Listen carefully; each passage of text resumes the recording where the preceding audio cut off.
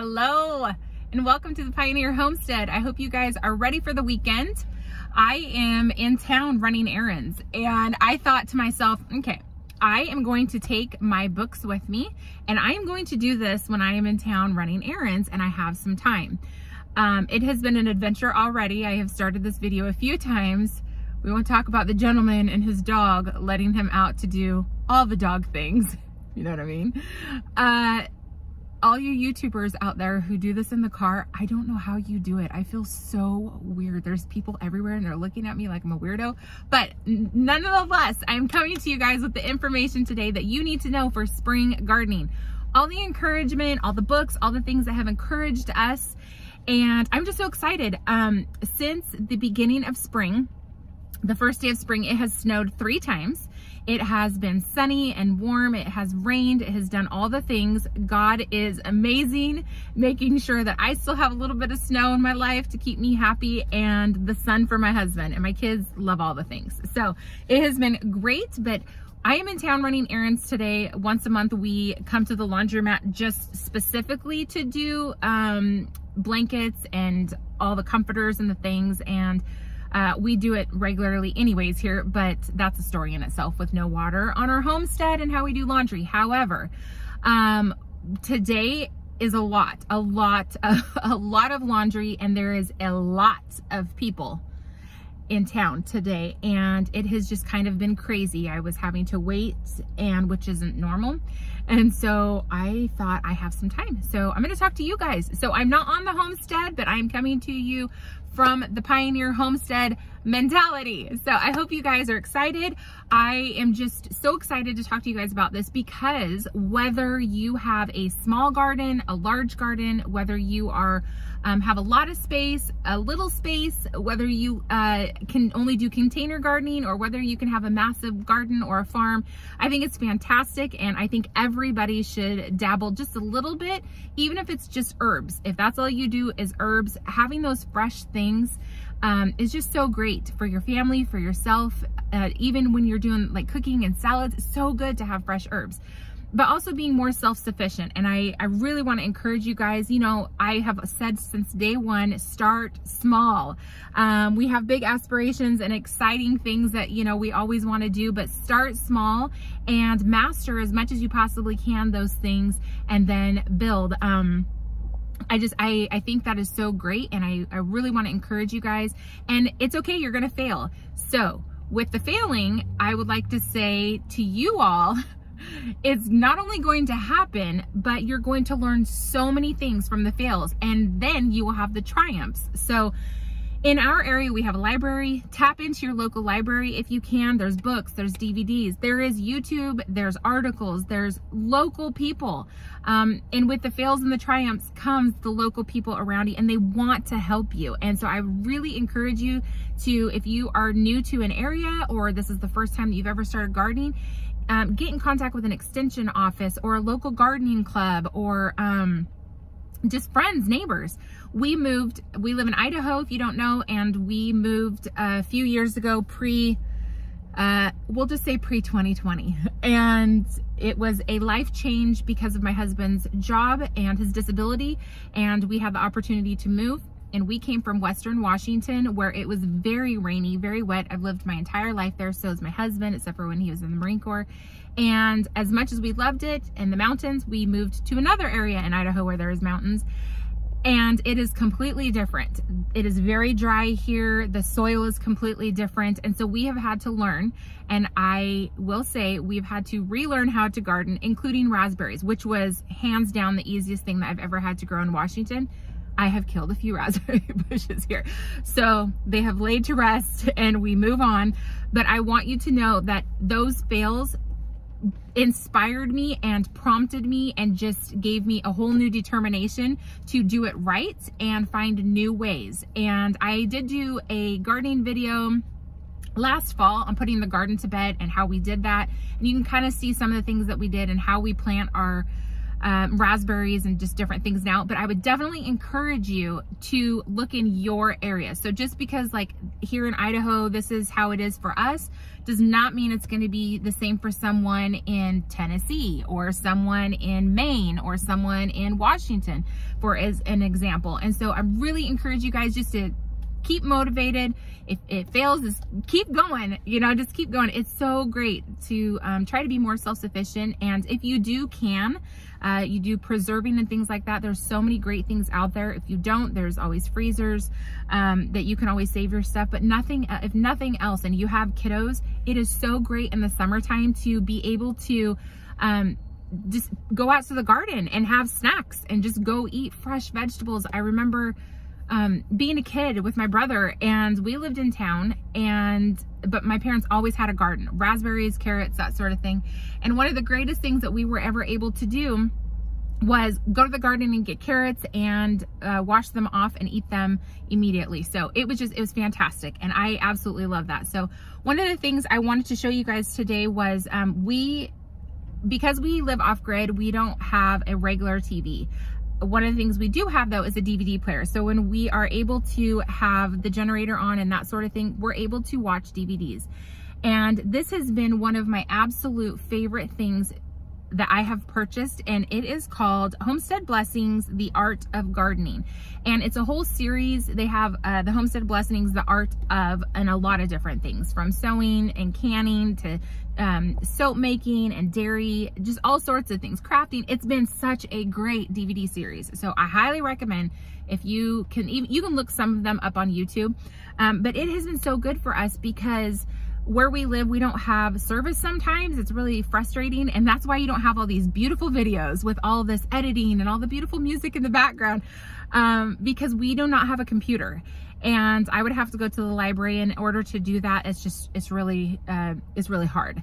And so, and put personal information out there. But I wanted to tell you guys, this is hosted, it says hosted by the West Ladies. Now, this is a mom, Vicky, and her daughters, and they are from Tennessee. Now, whether they're from Tennessee or not is irrelevant, because their techniques and ideas, some are new, some are old, some are just creative.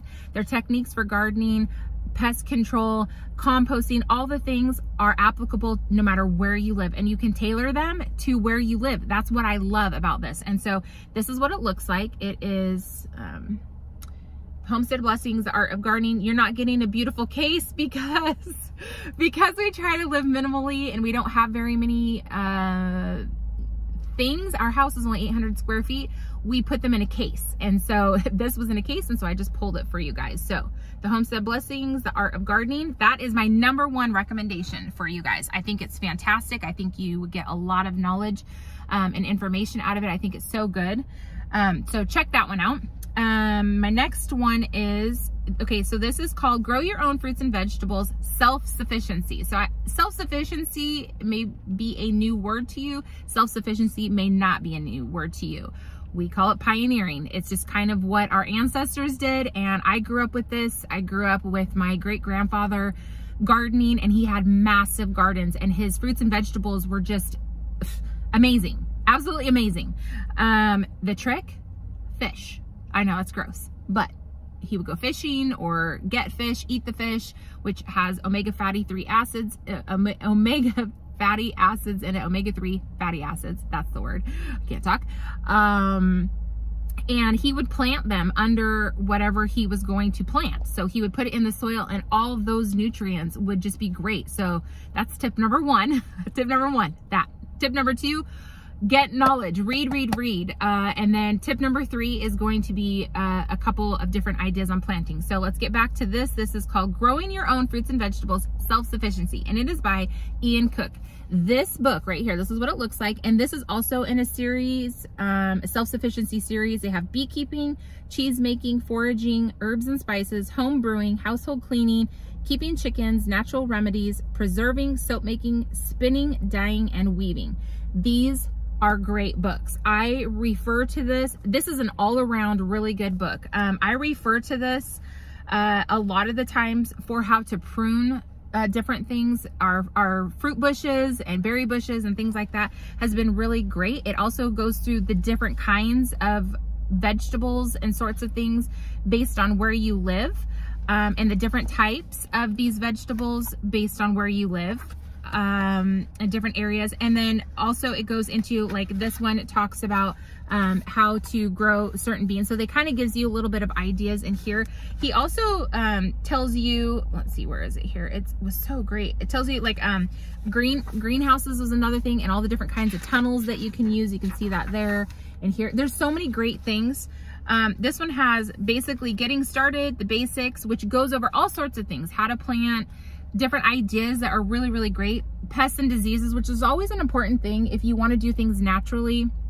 A lot of the times, you know, you go and get certain things and you just spray it on. And then, you know, if you're trying to be self-sufficient and grow things over and over again, you're just poisoning your soil. So if you're wanting to do organic gardening, this is a really great idea on how to do things organically. In any book, usually it will tell you the organic version of things, from banana peels, banana peel water, and just different things, to essential oils, to other plants and things like that, medicinal and herbal things that you can do.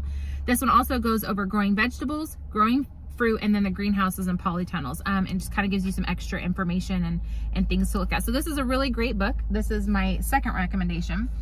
The other thing is, and I love this book. This is such a great book, not just for gardening. It is a great homestead book. It says, so it's the Backyard Homestead right here. This is what this one looks like. This one is fantastic. And you can see from a 1/4 of an acre, I know this is backwards for you guys, but it says from a 1/4 of an acre, you can harvest 1,400 eggs, which will cost $1 million right now. Just kidding, which is what? Higher than the price of gold right now. 50 pounds of wheat, 60 pounds of fruit, 2,000 pounds of vegetables, 280 pounds of pork, and 75 pounds of nuts. Now keep in mind, this also has to do with where you live and that sort of thing. She also goes into how to dry things, which I could do a video on that if you guys like. We have to dry things differently, because you want to harvest. So maybe we should do a video on that, on different ways that you can preserve your fruits and your vegetables and all the things, your herbs, because there's so many different ways, from freeze drying and drying to being able to how you freeze dry things, or I'm sorry, how you dry things, also freezing things, and all sorts of just different things. She also goes into honey, so bee making, beekeeping, that sort of thing. Beekeeping, I'm so sorry. But this is such a great book. She says, so this is by Carleen Madigan, is her name, Carleen Madigan. And she says in the beginning, she says, a whole room in our basement was filled with sparkling jars of cherries, peaches, tomatoes, and green beans. It's about loving the process of creating something delicious and the joy of sharing my creations with people I care about. And I love that saying. I absolutely love it. And seeing all the fruits of your labor on your shelves is so gratifying, and knowing that you're feeding your family healthy things, and that you are going to be able to, you know, get through the winter. Where we live, we can't grow things in the winter, so we have to preserve them, and or it relies on us going to the store. So I just think this is so great. And then being able to share your blessings. You know, the Lord tells us that we need to be a cheerful giver, and we need to share with what, you know, God has blessed us with, because ultimately this is all His. Everything that we have, everything that He gives us is all His. And so we want to be the best stewards with our finances. We want to be the best stewards with everything that He gives us, and we want to share those things. And, you know, we've talked a little bit about bartering and that sort of thing, but if you have a bountiful crop, and I know last year there's so many people that had terrible crops, you know, preparing for the year in advance and then some is such a blessing, because you're able to share with those who maybe didn't have a good crop, or maybe were lacking in something in their pantry, and you can share. It's so good. And, you know, you're teaching your kids, you know, the fruits of the Spirit, and, you know, just so many things as far as homeschooling and that sort of thing. You get your kids involved. If you have children, get them involved. Grandma and grandpa, get them involved. You know, I grew up having a garden. We lived in town, and we always had carrots and raspberries, like I said, all those things. And it's such a blessing just to be able to go out there. And I can't say, if my mom's watching, I can't say that I did not gripe and complain about spiders, because If you know me, you know I don't like the spiders. But I did it, and you know, it's so good. It's a good family thing, and I think if nothing else, 2020 has taught so many people that family, being with family and being with friends and neighbors is a great way to stay connected with people and you know, have eye contact. I can't tell you how many kids are like this, you know, on their phones all the time, and it just drives me, well, not just kids, I can't say just kids, I see it with adults all the time, but what a great way. Garden with your family. So this has been such a great book for us because one of the neat things in here is that she goes over like making your garden plan. And that's another thing that I would just definitely say is making your garden plan out your space. You might not have, like, you may have half of this area, you know, you may have all of this whole area, but just a little bit, you know, like I said, even herbs, that sort of thing, as much as you can grow. But start small. If you are new to gardening, just start small. Start with the easy stuff. You can't go wrong with carrots, right? Can't go wrong with carrots. And lettuce is another great thing too, because you can grow it over and over in succession. So you can plant some and maybe it's too wet, and so you plant it a little bit later in the season and it's great, and then you can plant it in the fall and you can still be having salads and just different things, lettuce on your sandwiches, and it's just such a great thing, you know, all throughout you know, into the fall season. But we have learned a lot about the different types of things, how to prune in this one. Like I said, she goes into, you know, the different kinds of meats and things like that. So this is a great all-around book. But this has been really, really great. She goes into bread making and also herbs, and herbs are so good for healing, and they're good for seasoning your fruits and vegetables. But yeah, this is just a great book. So produce all the food you need on just 1/4 of an acre. So she even goes into, you know, like what it's like being on a small acre, small acreage, you know. So highly recommend this one. This is one of my absolute favorites. Okay, and then this one, if you want to be a little bit nostalgic. Now, because we homeschool, I have the opportunity to read different things to the boys. If you don't know, we have a daughter who's graduated and in her 20s, and then we also have a 9 and a 6-year-old little boys. Big gap, yes, big gap. And so we homeschooled our daughter from 7th grade on, and so she was able to do all the things, domestic things like sewing and cooking, and she is an excellent cooker. She's really good I love to bake, she loves to cook, and so the two of us together, it was so much fun doing that stuff. We learned how to can and preserve together. I remember watching my mom and my grandma when I was growing up, but by the time I got into high school and, you know, was doing all the things, my mom had to have a job. So anyway, so my daughter and I, we learned this together, and it was so much fun, and I loved it. And so because of that, we get to do a lot of reading, homeschooling. And I remember reading the Little House series with her, but we're rereading it with our boys. And do not let, because it's written by a female, Laura Ingalls herself, Laura Ingalls Wilder, do not let that fool you. You can learn so much, even if you have boys, and so many neat things, and the things that Pa taught, and it's been a really good adventure for us learning those things, and we actually implement some of those things already into our homestead because we do live pioneer style. I'd say we're about 60 to 70% pioneer style. We don't have electricity. We do have a generator that we can run in the evenings if we need to, but in the summertime we almost never run the generator. And we do not have water on our homestead, so that poses a problem in itself. So because we don't have electricity, we do not have regular running water. We do not have the heat for our running water, and the water that we do have, we have to haul in. It's just gravity fed. It's a whole thing. And so it's ice cold. So in the summertime, it's warm. The wintertime, it is ice cold. And so we have to heat our water, and, you know, all those things, how they garden and how they made soap, and, you know, from the lard, and just all the things. So great. So highly recommend, if you homeschool, if you don't homeschool, get a hold of those Little House on the Prairie series books. But also, this is called a Pioneer Sampler. So this book, it kind of reminds me a lot of the Little House on the Prairie series. This book I just got because I thought it would be neat. I ordered it at the same time that I ordered the Little House cookbook, and which was really neat. It was just really neat. But this is about a family. It is a fictional book about a family called the Robertsons. A pioneer family living on backwoods farm in 1840.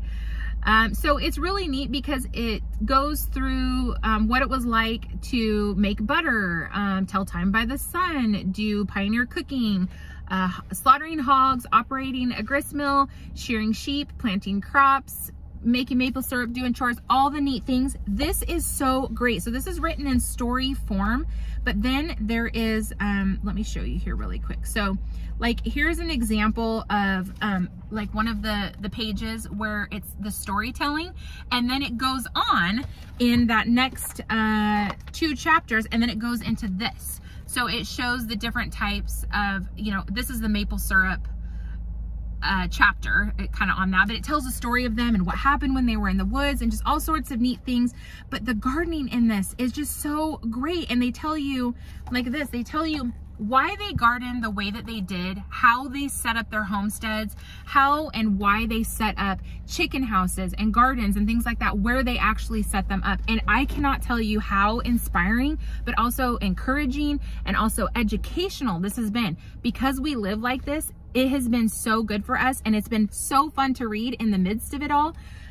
It's just a great book. And so it's been helpful to us because our property that we own is brand new to us, and that's why it is, you know, we are a new homestead, and we are pioneering on it with hand tools and, you know, no equipment and things like that. And so it has been an adventure, but it has been so encouraging reading books like this. This is called A Pioneer Sampler by Barbara Greenwood, and it's just fantastic. This has been such, it says Laura Ingalls Wilder meets David Macaulay in this thoroughly engaging book, a must-have for anyone with even the remotest interest in this period of history, but also it offers a window into the lives of pioneers. And if you are someone who doesn't have a lot of money or doesn't have the ability to be able to have equipment and things like that, but you still want to garden, you know, one of the things about pioneering and being a pioneer homestead is it is simple. It's hard work, but it is simple, and you go back to the basics. And so if you are wanting to do these kinds of things and you are wanting to just be encouraged, tap into stuff like this. It's so good. They might even have it at your local library, and if not, you can ask and you can try to get it soon. But this has been really helpful in placements of different things on our property. And also they talk about, okay, this is another thing that they talk about that was really neat that I had actually learned when we first moved to Idaho, and we have tried it twice. And the little cabin that we were living in, there wasn't enough sun. So it kind of worked, but we're going to try it now in a very sunny area. But okay, so we have books. That was number 2. And number 3, we're going to talk about this. So one of the things that we learned was, what I was going to tell you, is companion planting and 3 sisters planting. So I already knew about companion planting. And if you don't know about companion planting, make sure that whatever you are planting in your garden, companion planting is certain vegetables or herbs that grow good together and fruits versus those that don't. And it's really going to help with your pest control. It's going to help get the most out of your gardening. Like, I love growing my dill next to my green beans, and I also love growing my dill next to my cucumbers. You can also grow it next to carrots, just different things. But then there's also certain things that are not good to grow next to certain things. Like tomatoes don't grow good at certain things. They're heavy feeders, and so your soil, there's a whole thing. And that's another thing that talks about in this one right here, is about the pH level of your soil. And that's really important. You can go down to like your local extension office and they can test your soil, but your soil makes a big difference in how you grow things, what you grow, to the best of the ability. Like I talked about the fish in the soil, that sorts of things. So there's a lot of things that you can do naturally, but also keep that in mind, is that, you know, there's protagonist and antagonist. And so you really don't want a vegetable that's going to choke out your other things. You want them to thrive with each other. And sometimes it's hard when you don't have a lot of space, but if you're container gardening, it's not that big of a deal, because they're not, you know, going to be cross with each other. Okay, there's your word for the day, cross. How many of you know what cross means? If you know what cross means, don't look it up. Type it in the comments if you know what cross means. Yeah, type it in the comments if you know what it means. Okay, no cheating now. Don't look it up. Don't ask Siri or all the things.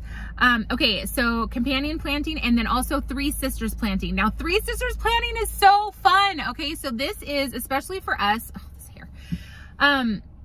Three Sisters planting is so much fun because it's actually a Native American way of growing three things, and it is for corn, for green beans, and then also for squashes, zucchinis, pumpkins, that sort of thing. And the idea comes from not having a lot of resources around you. So you use the corn, you plant that first, and the corn grows up the stalk. So it grows up, it starts growing the stalk, and then you plant the green beans around the whole stalk, or around the area of stalk. So you're gonna be planting in bunches. So you're not gonna be planting in rows. You can, but plant the bunches in rows, depending on your pollination, and that's a whole nother thing. So look up pollination if you need help with that. But it's really neat because say you don't have twigs or poles, or maybe you can't afford them, use the corn, and it's so great. So you plant the corn, you plant the green beans around it. Shortly after that, maybe a week or two, depending on your area and the germination, make sure you look at your seed packets with that. And then around that, so the green beans grow up the corn. So the corn is being used as like, say like pole, you know, like pole, let's see, the pole beans, like not bush beans, but pole beans. So if you're, you know, there's poles, or you can do like a grouping of them and then it grows up the poles, or you can do like a panel. A lot of people like to use a cattle panel, but those are really expensive. We have done just rickety, let's see, just different twigs and branches and things like that. When we lived in Washington, before we moved, we gave everything away, but we had the good poles, the green poles. Those are great. In my opinion, they're great because they don't, they usually don't bust if you put them away in the wintertime, but here in Idaho, it gets really cold and a lot of things snap. So anyways, the theory is that the corn stalks are helping the green beans to grow up them. So you're using natural, you know, items to help you with your planting. And then down below that, around the green beans, then you would plant your squashes, your zucchinis, your pumpkins, and the leaves, because the leaves on those, you know, get really big. Those actually help shade the area and protect your corn and your green beans from all of the weeds, but they help keep the moisture in, which is fantastic, right? The easier that we can do these things, the less work. I know for us hauling water, it's a lot of work for us to water our garden. We can't just turn on the sprinkler and let it go. We have to hand water everything. And so it's a lot of work. And so you want to, you know, have your garden help you, you know, basically stay moisturized and wet and weed free. So anyway, so that's a great thing. So look up Three Sisters planting if you don't know, if you want to know more about it and you don't already know about it. Also with the weed idea, make sure that you are already in your mind planning, like every day, every other day, before it gets hot out. Go in the morning and, you know, make sure that you are pulling those weeds so they're not choking out your crop. You're not giving all the nutrients to the weeds. So stay on top of those. And then the very last thing I want to talk to you guys about, and this isn't a tip necessarily, if you are already gardening, you already know this. If you're not gardening, the different kinds of seeds, and I'm not going to get into all the different kinds of seeds because there's so many YouTube videos out there and so many people who are better at this telling you more than I am. And if you need recommendations on those videos, please in the comments tell me in caps, I need help with picking seeds, okay? Or videos for seeds, please, okay? So please type that in the comments and I will reach out to you immediately so that you can immediately get going on that, because we're nearing the time for us here in Idaho. We can't really plant in our ground until about May 15th, and then we have a growing season until about September 15th. It is a very short window of growing season, and sometimes some people say Memorial Day weekend, so the end of May. So, you know, it kind of just depends on the year. Last year we had a really wet spring and then a dry summer, and because we had wildfires, there was like no sun. And so it was a really, really bad year. We had things growing at the beginning of October, finally starting to sprout. It was crazy. But I can definitely, if you reach out to me, I will get in contact with you immediately. Just type it in the comments. But I would highly recommend I'm not going to give you brand names on here unless you want to know them, but heirloom seeds. Heirloom seeds are seeds that will continue to grow year after year. You can seed save. You can, heirloom is also varieties that more than likely they will grow, and they're not hybrid and they have not been genetically modified. We'll just say that. And so your chances of them growing are like 99% out of 100 versus 75 to 100% or 75 to 90% of regular seeds that may or may not germinate. And so heirloom seeds are the best. You can seed save them because they're not hybrid. Also, if you seal them correctly, you can keep them for years to come if you seed save them correctly. So highly recommend heirloom seeds. They're also usually the older versions, varieties. That's the word I would say, like vintage varieties. We'll just call them vintage varieties. I know I'm not giving you guys the correct verbiage on here, terminology, whatever. But the important thing is get heirloom seeds. Now, your local hardware store may have them. We have something called North 40 here. They have them. If you don't know what they are, go there. They're usually in a bigger packet. They're usually about like this big. So it will tell you like at the top of your seed packets how many grams are in them. And so obviously the more grams, the more that you will get, the more bang for your buck, but also not, usually you won't even need a whole packet. And I have saved them over the years. I have seeds saved, but also they are a little bit more expensive, but they're white. The packets are like a creamy white. They're very beautiful. They look very vintage, antique looking. They're just beautiful, but they're great. We have never had a problem with anything germinating with those. So I highly recommend those. But if you can't and you don't have access to those, and you know what, you just want to grow your garden, just get some seeds. You know, we've bought stuff from big chain stores that starts with a W. You know, we bought even some at the $1.25 store, we'll say that.